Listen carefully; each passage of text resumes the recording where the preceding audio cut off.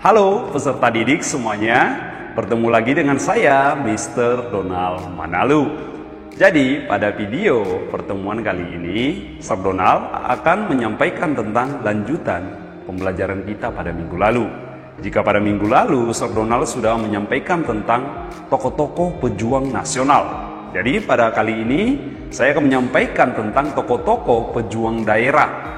Pada video kali ini kita akan membahas beberapa tokoh-tokoh daerah seperti Letkol Syafi'i dan Kapten Muslihat Margonda dan Pangsuma, dan tentunya masih banyak lagi.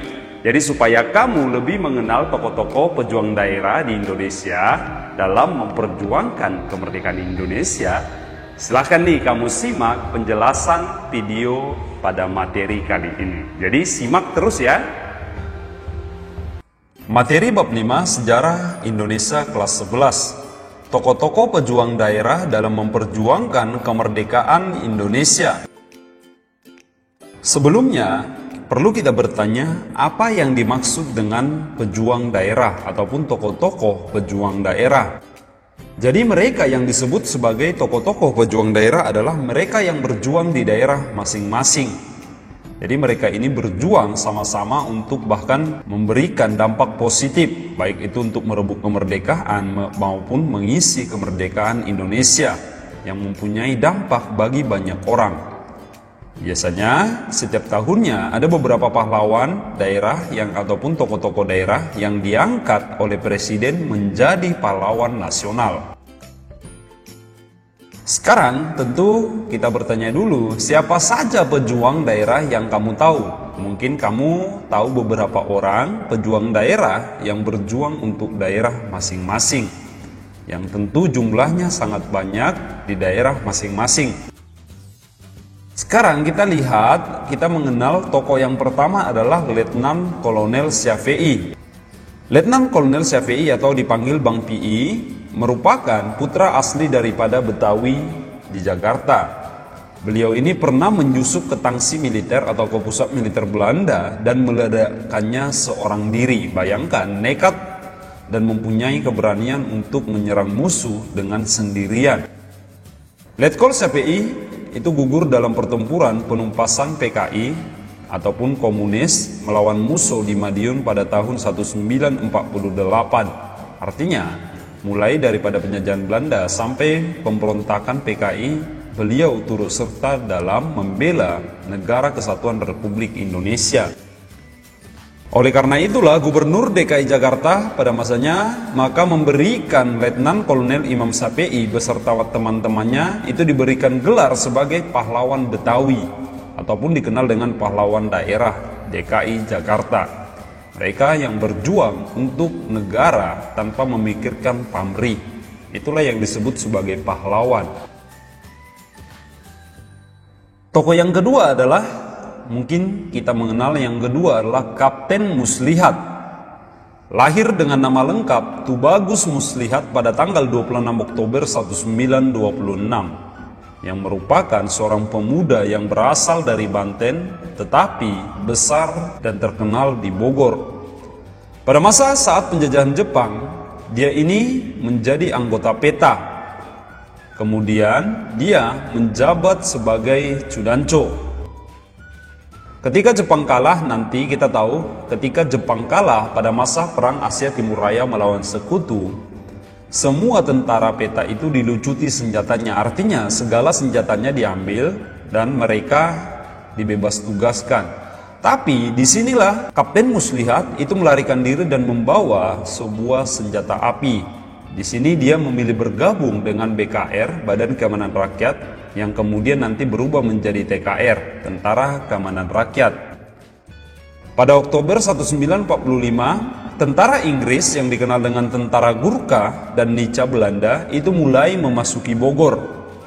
Disinilah terjadi pertempuran yang menggugurkan daripada Kapten Muslihat, yaitu ketika melawan tentara Inggris, di mana Kapten Muslihat gugur tertembus peluru musuh. Sekarang kita lihat yang ketiga adalah Mayor Oking Jajah Atmaja. Mayor Oking merupakan seorang pejuang yang berasal dari Bogor. Bersama dengan pasukannya, dia menghadang pasukan Inggris di Pelabuhan Ratu. Saat itu memang Inggris berencana atau berniat menduduki Sukabumi di Jawa Barat. Lalu juga setelah berhasil menghalau pasukan Inggris di Pelabuhan Ratu, pada tahun 1948, Mayor Oking Jajatmaja juga ternyata ikut serta dalam menumpas atau menghabisi para pemberontak terhadap NKRI, yaitu PKI Muso di Madiun, Jawa Timur, dan mereka berhasil. Itu adalah peran daripada Mayor Oking Jajatmaja. Yang keempat adalah seorang pahlawan muda yang sangat berlegenda, yang kelak mungkin akan mendapat gelar pahlawan nasional di kemudian hari, tapi kita tidak tahu ya. Margonda itu lahir di Bogor. Margonda remaja itu belajar analisis kimia di Balai Penyelidikan Kimia di Bogor. Dari sini kita bisa lihat bagaimana bahwa Margonda ini adalah orang yang sangat pintar. Ia dan teman-temannya nanti mendirikan sebuah organisasi yang disebut dengan Angkatan Muda Republik Indonesia atau yang dikenal dengan AMRI, yang bermarkas tentunya di Bogor. AMRI itu kemudian pecah dan dibubarkan, lalu Margonda di sini dan teman-temannya memilih bergabung dengan BKR, Badan Keamanan Rakyat, dan diberi pangkat. Beliau ini dinaikkan pangkatnya menjadi Letnan Muda sebagai Komandan Batalion 4 Bogor. Jadi ingat, pada saat itu baru bergabung, beliau sudah diberikan sebagai pangkat Komandan Batalion 4 Bogor. Setelah diangkat menjadi Komandan Batalion, Margonda Muda pada saat itu, pada tanggal 16 Juni 1946, terjadilah peristiwa Gedoran Depok. Apa itu peristiwa Gedoran Depok, Sir? Peristiwa Gedoran Depok adalah peristiwa penyerangan besar-besaran para pejuang bangsa kita terhadap Nica maupun tentara Gurkha Inggris. Mereka adalah gabungan daripada pasukan Belanda dan Inggris. Untuk merebut kota Depok, maka pasukan daripada Batalion 4 Bogor yang dipimpin oleh Margonda ini diturunkan untuk merebut kota Depok. Sesampainya di Depok dengan menggunakan kereta api, Margonda langsung terlibat pertempuran sengit dengan musuh. Tapi naas di sini Margonda bersama rekannya Sutomo gugur di Kalibata, Pancoran Mas, Depok, lalu dibawa ke Bogor dan disemayamkan di depan stasiun Bogor. Nantinya jenazah beliau sudah dipindahkan ke Taman Pahlawan di kota Bogor. Jadi itu adalah perjuangan yang sangat melegenda daripada Margonda. Nantinya untuk menghargai beliau di kota Depok sendiri diberikan nama jalan, yaitu Jalan Margonda, untuk menghormati pahlawan muda yang satu ini. Yang kelima, kita lihat ada pahlawan yang bernama Brigjen atau Brigadir Jenderal TNI Manap Lubis. Abdul Manap Lubis itu lahir di Medan Tembung, Sumatera Utara pada tanggal 31 Maret 1927. Beliau ini pernah menjabat sebagai Panglima Kodam Bukit 2 Bukit Barisan. Ini mungkin bisa setara dengan Kapolda ya. Manap Lubis itu pernah menempuh pendidikan militer di Singapura pada masa penjajahan Jepang.